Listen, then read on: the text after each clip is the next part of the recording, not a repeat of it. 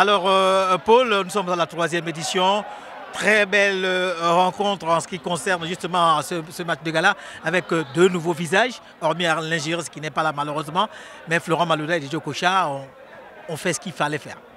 Oui, moi je suis vraiment satisfait, il faut le reconnaître, pour cette édition, cette 3e édition, parce que parmi les réussites de cette année, il y a effectivement l'organisation qui a été toujours là, malgré quelques désistements des entreprises. Mais il y a ce match de gala qui était important parce que c'était un hommage à nos défunts anciens footballeurs internationaux qui ont disparu de toutes les générations.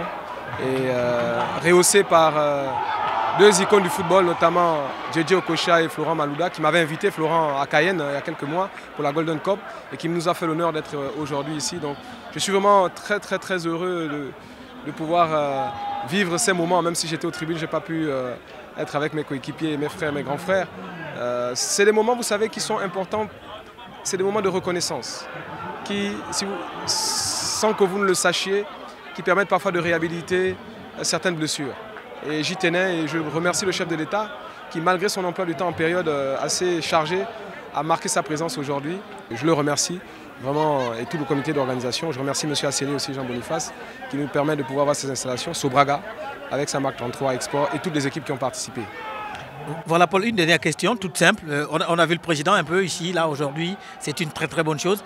Est-ce que dans cet élan, on peut penser également à la relance effective du National Foot très prochainement? Oui, mais vous savez que l'objectif du tournoi de football 33 Export Corporate Championship des entreprises, c'est aussi de rapprocher les entreprises vers le football, notamment de s'intéresser encore un peu plus, parce que l'objectif de l'État aujourd'hui, c'est que le privé s'implique encore un peu plus dans le football, dans le sport pour l'épanouissement de la jeunesse. Donc c'est aussi un signal que le président vient de donner en étant ici, en venant encourager les entreprises, en encourageant les entreprises.